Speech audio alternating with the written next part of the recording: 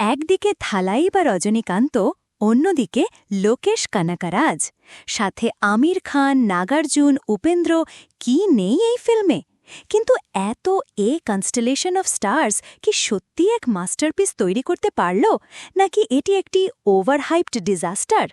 Curious স্টোরির এই নতুন পর্বে আমরা ডিসেকশন করব এই বছরের সবচেয়ে বড় এবং আলোচিত প্যান ইন্ডিয়ান ফিল্ম কুলি নিয়ে। প্রায় ৩ ঘন্টার এই ফিল্মটি কি আপনাকে বিক্রম বা জেলারের মতো অভিজ্ঞতা দেবে, নাকি হতাশ করবে? সব জানতে হলে এই ব্রুটালি অনেস্ট রিভিউটি শেষ পর্যন্ত দেখুন। অ্যান্ড ডোন্ট ওয়ারি, এই রিভিউটি completely spoiler free. So, what's the story all about?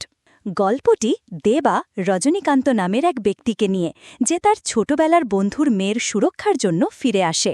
কিন্তু এই ফিরে আসা তাকে এক ভয়ঙ্কর ষড়যন্ত্রের জালে জড়িয়ে দেয়, যার কেন্দ্রে রয়েছে এক রহস্যময় চেয়ার এবং একদল ক্ষমতাবান অপরাধী।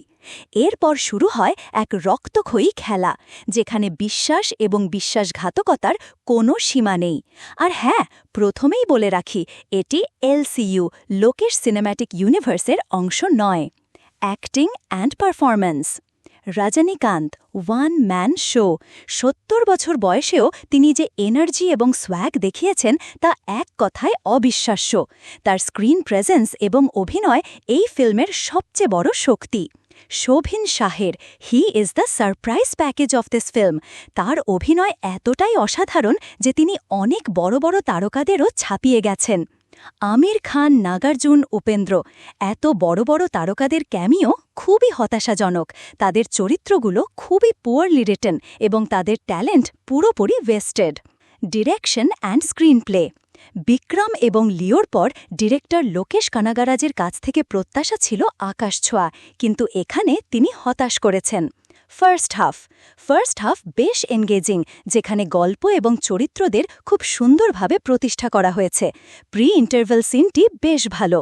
সেকেন্ড হাফ কিন্তু দ্বিতীয়ার্ধে গিয়ে গল্প তার পথ হারিয়ে ফেলে।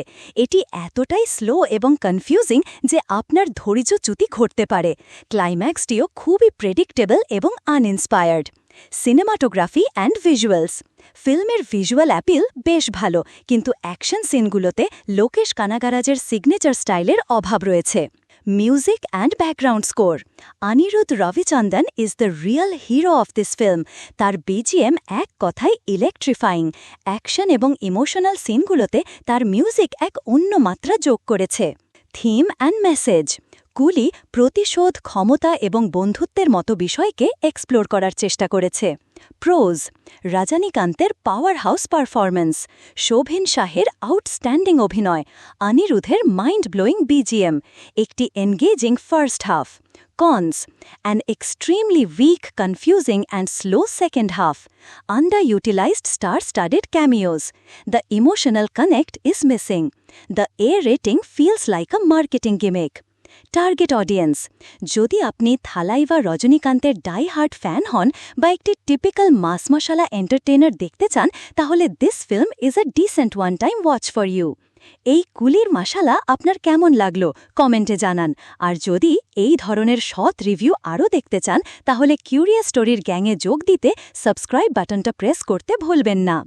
ওভারঅল, কুলি একটি অত্যন্ত হতাশাজনক ফিল্ম। এটি একটি এমন ফিল্ম যা ভালো হওয়ার সমস্ত সম্ভাবনা থাকা সত্ত্বেও একটি দুর্বল লেখা এবং অগোছালো পরিচালনার কারণে একটি অ্যাভারেজ ফিল্ম হয়েই থেকে গেছে। It's a film that has a few good moments, but they are not enough to save it. এই ফিল্মটি পরিবারের সাথে দেখা যেতে পারে, কারণ এর রেটিংটি মূলত মার্কেটিংয়ের জন্য।